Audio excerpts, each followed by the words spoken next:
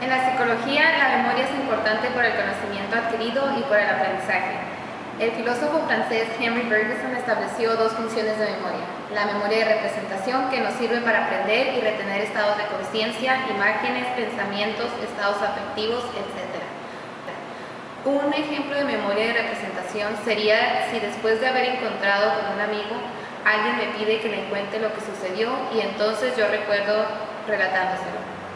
La memoria de hábito es la que nos sirve para retener la capacidad de aprender y retener de forma automática la experiencia pasada. Por ejemplo, el nadar. Al yo saber flotar y avanzar en el agua coordinando ciertos movimientos musculares y respiratorios, no es necesario repetir en cada momento todo el proceso del aprendizaje anterior. Procesos de la memoria. El sistema de la memoria está integrado por tres procesos básicos: codificación, almacenamiento y recuperación. La primera, introducción de datos o codificación. Es el proceso en donde se separa la información para que se guarde. Durante la codificación se traduce el material, puede codificarse como una imagen, sonidos, experiencias, acontecimientos o ideas significativas. Las circunstancias que rodean este momento resultan fundamentales para el éxito o el fracaso de la memoria. Almacenamiento de la información.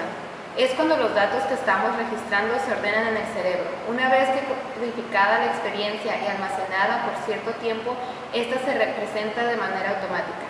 El almacenamiento es un sistema tan complejo y dinámico que cambia con las experiencias. Y finalmente, la fase clave, la evocación o recuperación. Es el proceso por el cual recuperamos la información. Si esta ha sido bien almacenada y clasificada, será más fácil localizarla y utilizarla. La preocupación surge cuando aparecen los olvidos. Memoria reciente es la que guarda y procesa durante breve tiempo la información que viene de los registros sensoriales y actúa sobre ellos y también sobre nosotros. Esta memoria nos capacita para recordar la información, pero al ser limitada y susceptible de interferencias, nos permite estar siempre abiertos a la recepción de nueva información. Trastorno de la memoria a corto plazo. El olvido. La función esencial de la memoria no es el recuerdo, sino el olvido. Si atendemos al proceso selectivo en que consiste el conocimiento, es mucho más lo que se olvida que lo que se recuerda. El olvido es la incapacidad de retener o de actualizar información. Ellos pueden aparecer por interferencia al ser mezclados los datos con la fase del registro. También en esta misma etapa puede ocurrir por déficit de atención, por desuso, por desmotivación y por último por el paso de los años, ya que con el tiempo la memoria pierde vigor. Los mayores ven a disminuir la capacidad de recordar cosas recientes, aunque puedan disfrutar de una buena memoria remota.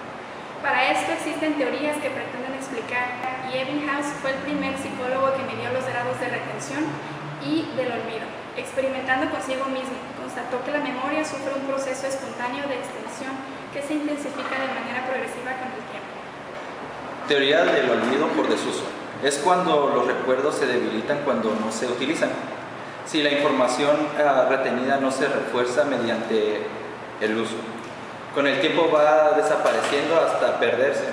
Por ejemplo, cuando estudias para un examen, solo lo repasas por el momento, el siguiente día te lo puedes recordar, pero a las pocas horas de pasar el examen ya no tienes esa retención. En esta teoría nos explica los fenómenos como el del que ocurre con las personas mayores, que solo pueden recordar su juventud y todo lo demás, porque la siguen repasando, pero si llegan a una ocasión que les pregunten de lo que les acaba de ocurrir, tienden a parcialmente olvidar lo que ha ocurrido. Okay. Teoría del olvido por interferencia. La interferencia se refiere al bloqueo de las disfunciones de la actividad en las redes de la memoria. La información retenida se va perdiendo porque otra nueva va entrando y ocupando su lugar. Es decir, la información nueva va interfiriendo la que se posee. Por ejemplo, entre el transcurso de la vida, las nuevas experiencias nos hacen perder otras anteriores. La interferencia más severa cuando se trata de elementos similares.